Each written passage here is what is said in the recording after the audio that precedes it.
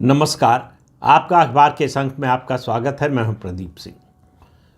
Bharatiya Janata party के राष्ट्रीय अध्यक्ष का चुनाव काफ़ी समय से टल रहा है।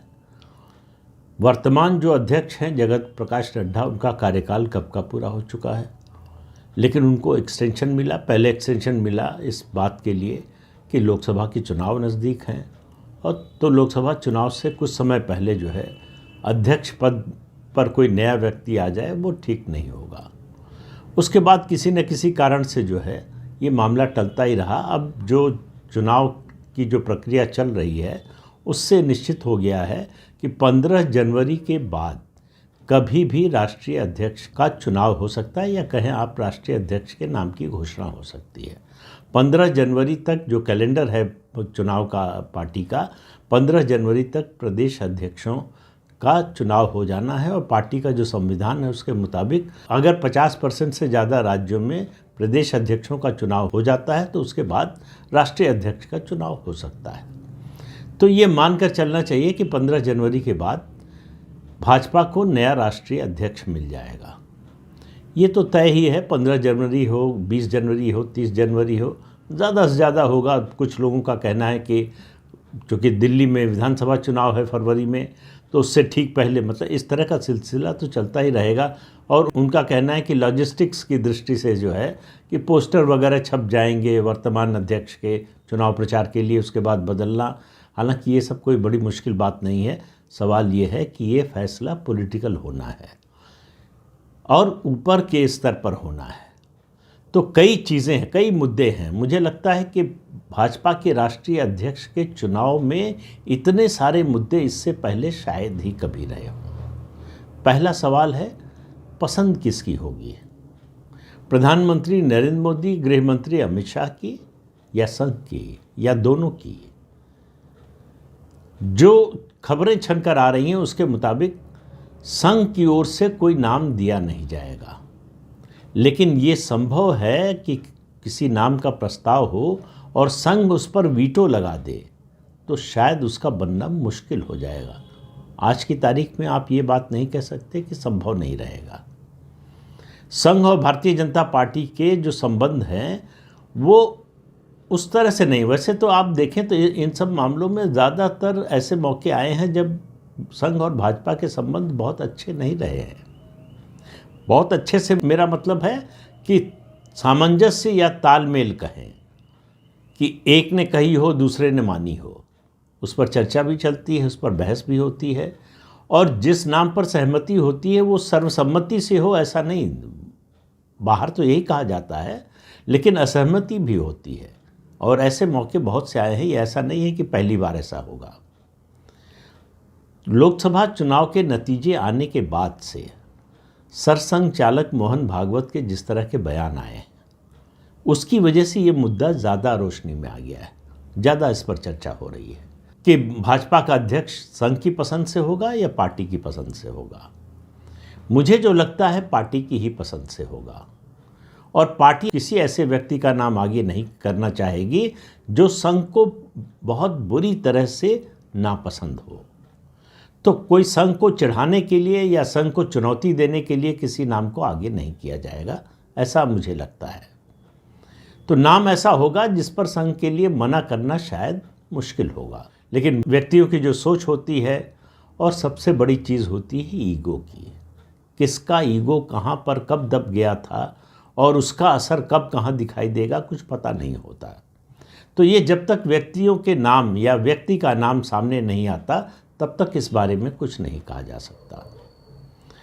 और दूसरी बात, प्रधानमंत्री और गृह मंत्री, देखिए इस मामले में फैसला इन्हीं दोनों लोगों की राय से होगा, और इन्हीं दोनों लोगों की राय सबसे ज़्यादा महत्वपूर्ण होगी।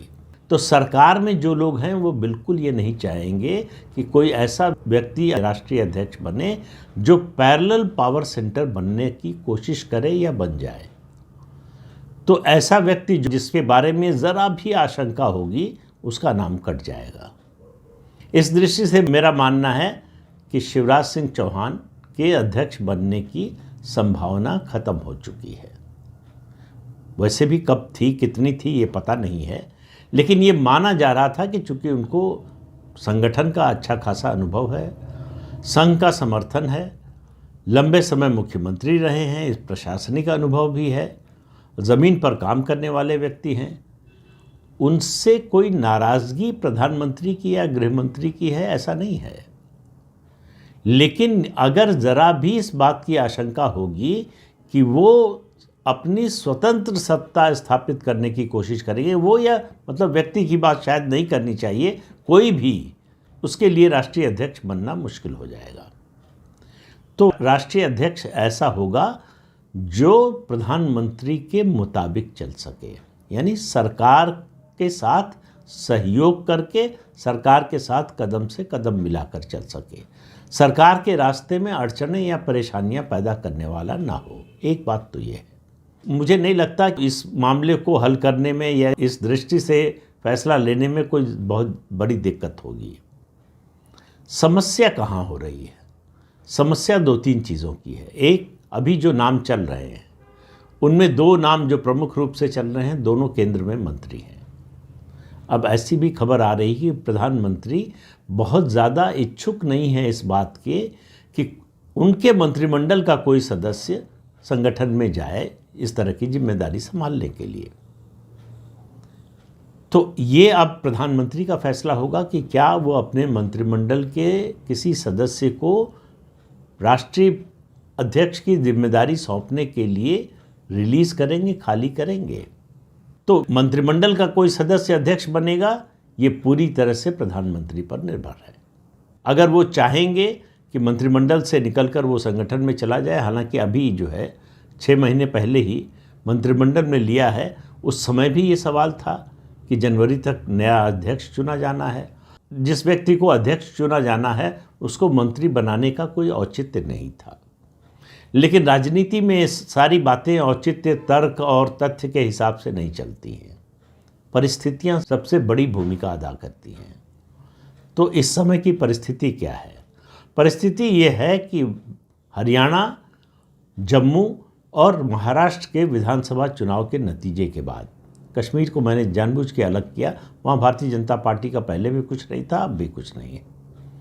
वहाँ जो सफलता मिली है उसके बाद से सरकार का जो आत्मविश्वास था वो 4 जून 2024 को थोड़ा डगमगाता हुआ जो नज़र आ रहा था, फिर से अपने शिखर पर है।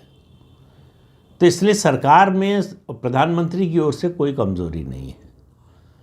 तो कमज़ोर सरकार या कमज़ोर प्रधानमंत्री के समय जो फैसला होगा और ताकतवर और आत्मविश्वास से भरे हुए प्रधानमंत्री के समय में जो फैसला होगा, उन दोनों में अंतर होगा।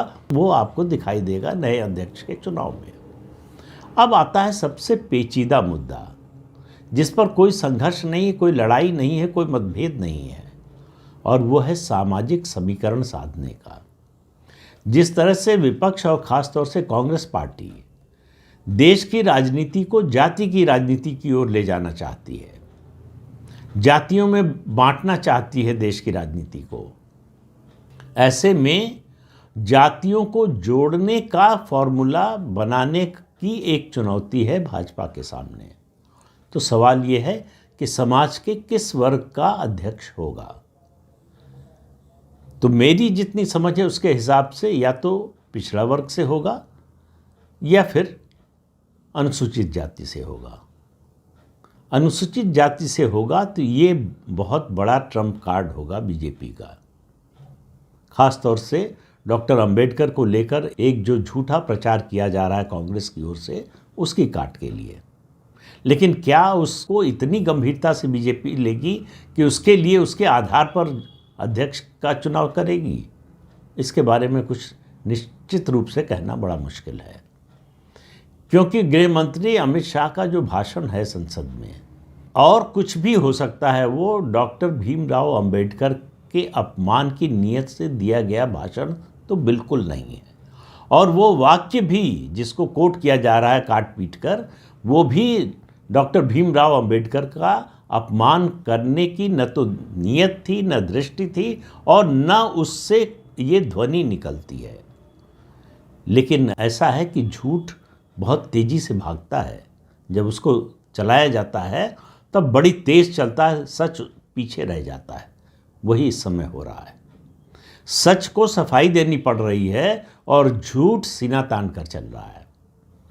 तो ये झूठ कितने दिन चलेगा? दूसरा तथ्य ये भी है कि झूठ जो है उसके पांव ज़्यादा देर तक टिक नहीं पाते हैं, वो गिरता है धड़ाम से। तो उसका गिरना तो तय है, केवल बात होती है समय की। अब चूंकि अभी कोई बड़ा चुनाव नहीं है, बिहार विधानसभा का चुनाव नवंबर में है 2025 में, काफ़ी समय है, और वहाँ कांग्रेस पार्टी की कोई जो है राजनीतिक हैसियत नहीं है, और जो मुख्य विपक्षी दल है राष्ट्रीय जनता दल, उससे दलित समाज का कोई लगाव नहीं है, कोई जुड़ाव नहीं है। इसलिए भारतीय जनता पार्टी के लिए चुनावी दृष्टि से कोई खतरा नहीं है इस मुद्दे को लेकर। और कांग्रेस में मैंने पहले भी कहा था, फिर कह रहा हूँ, इतनी शक्ति नहीं है कि इस मुद्दे को इतने लंबे समय तक सस्टेन कर सके, खास तौर से जो मुद्दा झूठ पर आधारित हो। तो क्या भारतीय जनता पार्टी के अध्यक्ष के चुनाव में इसका ध्यान रखा जाएगा? अब सवाल यह है कि ध्यान अगर आप रखना भी चाहें तो आपको ऐसा व्यक्ति चाहिए। क्या दलित समाज का कोई नेता भाजपा में ऐसा है जिसको राष्ट्रीय अध्यक्ष की जिम्मेदारी सौंपी जा सकती है?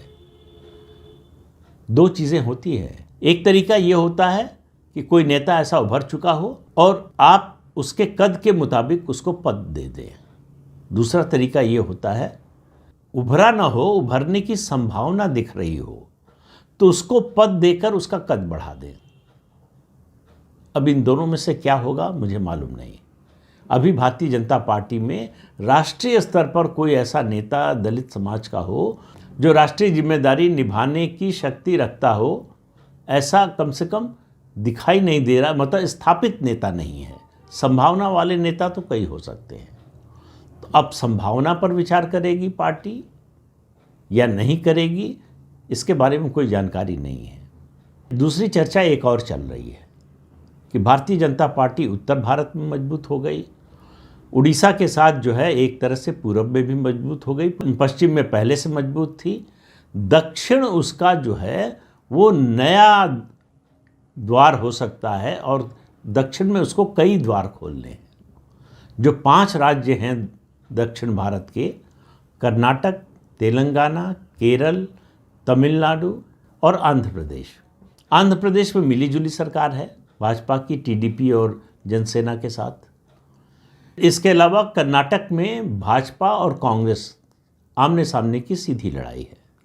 तेलंगाना में भी स्थिति यही बन गई है। तेलंगाना की राजनीति 2 ध्रुवीय हो गई है, कांग्रेस और बीजेपी के बीच में। अब 2 राज्य बचते हैं, केरल और तमिलनाडु। दोनों राज्यों में बीजेपी का जनाधार तो बढ़ रहा है, वोट शेयर बढ़ रहा है, लेकिन तमिलनाडु में एक भी सीट नहीं मिली लोकसभा में, केरल में 1 सीट पहली बार मिली है। तो यहाँ पार्टी के विस्तार की संभावना ज़्यादा है। तो क्या इसको दृष्टि में रखते हुए दक्षिण भारत से कोई राष्ट्रीय अध्यक्ष बन सकता है? एक चर्चा ये भी है, क्योंकि जो भी राष्ट्रीय अध्यक्ष बनेगा, हालांकि कार्यकाल तो 3 साल का होगा, लेकिन चूंकि उसके बाद जो है लोकसभा चुनाव में कम समय रह जाएगा, तो जैसे जगत प्रकाश नड्डा के साथ हुआ वैसा ही होगा कि उसको एक्सटेंशन मिल जाएगा। तो इसका मतलब वो लोकसभा चुनाव तक अध्यक्ष बना रहेगा। अब जातीय अस्मिता की जो राजनीति है उसमें प्रतीकों का बड़ा महत्व होता है। अब 2 तरह की चुनौतियां हैं भाजपा के सामने। एक, प्रतीकों के जरिए, उसके महत्व के जरिए राजनीतिक लाभ उठाने की कोशिश करे, या फिर किसी ऐसे व्यक्ति को बनाए जिसके बारे में ये न सोचे कि इसकी सामाजिक पहचान क्या है। सिर्फ एक बात दृष्टि में रखें कि संगठन कौशल की दृष्टि से ये कितना कारगर होगा, क्योंकि अल्टीमेटली वही मैटर करता है। अगर संगठन कौशल नहीं है, संगठन चलाने की क्षमता नहीं है, तो प्रतीक के रूप में आप किसी को पद दे दीजिए, उसका नुकसान ही होगा, फायदा नहीं होगा। अब ये इतने सारे सवाल हैं अध्यक्ष के बारे में फैसला करने के लिए भाजपा के सामने, और मेरा मानना है कि इस सब मुद्दों पर विचार हो चुका होगा और किसी नाम पर लगभग सहमति भी बन गई होगी। हमको आपको मालूम नहीं है, सिर्फ फर्क इतना है किसके नाम पर सहमति बनी है, किन नामों पर विचार हुआ है। अब ये सब बातें पीछे छूट गई हैं। अब इंतज़ार केवल घोषणा की है। उससे समझ में आएगा कि किन मुद्दों को ज़्यादा महत्व दिया गया, संगठन कौशल को या प्रतीक की राजनीति को, या सामाजिक समीकरण को या क्षेत्रीय संतुलन को। अब इनमें से क्या हुआ, इसके बारे में आपको तभी पता चलेगा जब भाजपा के नए राष्ट्रीय अध्यक्ष के नाम की घोषणा होगी। तो मुझे लगता है कि जनवरी के तीसरे सप्ताह तक ऐसा हो सकता है, लेकिन कुछ लोगों का मानना है कि फरवरी में दिल्ली विधानसभा चुनाव के बाद भी घोषणा हो सकती है। तो दोनों में बहुत ज़्यादा अंतर नहीं है समय का। जब भी हो तो मान कर चलिए आप कि 15 जनवरी से फरवरी के तीसरे हफ्ते के बीच में किसी भी समय नए राष्ट्रीय अध्यक्ष के नाम की घोषणा हो सकती है। तो इस अंक में इतना ही। अगले अंक में फिर मिलेंगे किसी नए मुद्दे के साथ। तब तक के लिए अनुमति दीजिए। आपसे अनुरोध है कि ये चैनल देखिए, शेयर कीजिए, लाइक कीजिए और सब्सक्राइब जरूर कीजिए। नमस्कार।